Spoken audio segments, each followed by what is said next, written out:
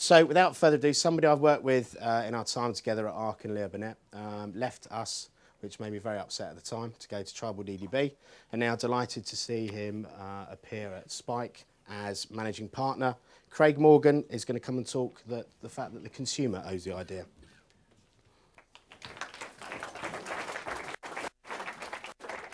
Hi there. Oh, that's not me. That's me. Yeah. I think Andy did a really good job there talking about the concept of the idea itself. I kind of guess my sort of proposition would be that consumers own the idea. And I thought in sort of time-honoured account man practice, I would have a quick look at, in terms of trying to work out, focusing on ownership and who actually owns it, I'd have a look at the definition of ownership rather than maybe the definition of an idea. And I sort of looked at these and I thought, who can really lay claim to sort of, if we look at the definition of ownership in sort of holding as property, or to possess something, or to have mastery over something, or to actually trying to prove it as to whether it's valid or not, who actually does that? And I guess I sort of started thinking, well, maybe we shouldn't confuse the creation of an idea with ownership of it. And if I sort of went down that line, I started thinking, well, yeah, in terms of products, if I looked at an idea as a product, yeah, a car manufacturer makes it, a dealer sells it, but who owns it is the consumer. The person who buys the product or buys the idea is the person that owns it. So I thought that was probably a bit of a traditional approach to it, and I started having a look at kind of the role that the consumer actually sort of plays in it. And this sort of, I'm not going to bash on too much about Web 2.0 and social media and all that kind of stuff, but I do think there's a general recognition that the role of the consumer has changed. And they're no longer passive, and they can be creative, and they are connected, and they do have opinions, and they actually can take part in an idea. So in terms of my sort of thought process is that consumers own the idea, not because necessarily they created them, but in some cases they do. And I just thought I'd try and sort of frame that in kind of context of, there's a lot of us here in terms of agencies who have creative teams, who have planners. We do that, but I think the idea of an agency is actually to look outward and to look at consumers, especially planners. It's about looking at the way that consumers act and picking up on insights from them. And I thought if we took that a little bit further, I found this quote about Stephen Fry had written. I thought it was quite nice. This isn't about plagiarism, but what I would sort of say is the library we've got is probably the biggest and best. It's the world out there is our library of ideas, and consumers are in that library. And if we take a look at sort of picking up on what they do, I think that's what they often can create the ideas themselves. It's their behaviour that creates ideas. And I sort of thought, let's have a look at focus groups.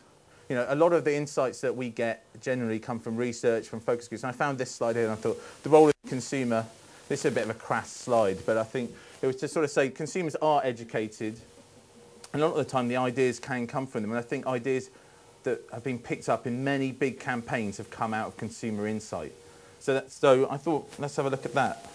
And I sort of thought about the kind of product development side of it as well in terms of ideas.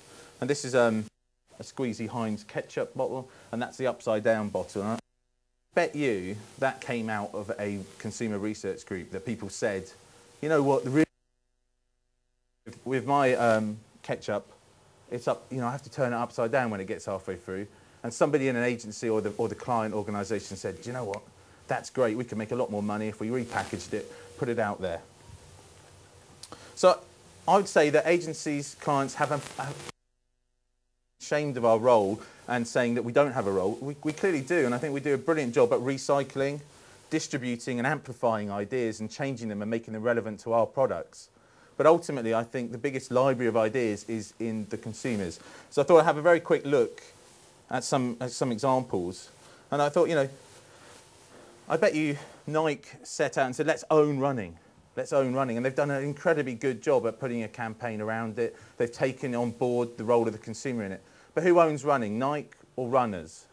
And I would say, the people that actually participate are the people that own the activity. So the idea of running is owned by runners, not by Nike. And so to take that a little bit further, there are some brands out there that are actually actively courting consumers to come up with ideas. So this is a current Walkers, you know, they're asking people to create flavours and they'll create it. So, you know, that's a trend that we've seen arise. And I think, you know, that's very interesting. It's sort of a nod to the fact that a consumer can create the idea. And I think then again, if we look at some other stuff that's, you know, very popular, this Diet Coke and Mentos craze, it didn't start with Diet Coke, it started with people just mucking around, videoing themselves out there. And then what the agencies and what the clients did is they got together and said, that's great, we could use that, we could do it bigger, better, and tailor it towards our kind of end. And that's what they've done very well. Another classic example is this guy, Where the Hell is Matt? I don't know if anyone's seen this. Guy does a little dance. He went off on his own. But if you kind of look at it, that these guys at Stride and Everlasting Chewing Gum or Long-Lasting Chewing Gum looked at that and said, oh, well, we can sponsor him to do it again, bigger and better. So I think there's numerous examples of people tapping into what consumers are doing, and that's a really great creative kind of factory. Even Sony Bravia and the Bulls kind of thing, they've tapped into the way that consumers kind of blogged about what they were doing. But it happened by accident the first time. They didn't set out to do that. People turned up and thought, what the hell is happening here? They're releasing 20,000 balls down the road in San Francisco. We better video it. Then they realised that consumers had a role in that, and they invited them into the next 4 or 5 commercials to do exactly that and amplify it for them. But ultimately, it was consumers that had the idea to put it up and start talking about it. It wasn't Sony. And then here's another example of people mucking around with products. This is a Lego example where they've allowed people to create their own models and then sell it, and they'll share the revenue with them.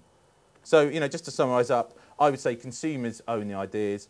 I'd say idea generators and owners are not always the same. Consumers can generate and own their ideas. They can do both.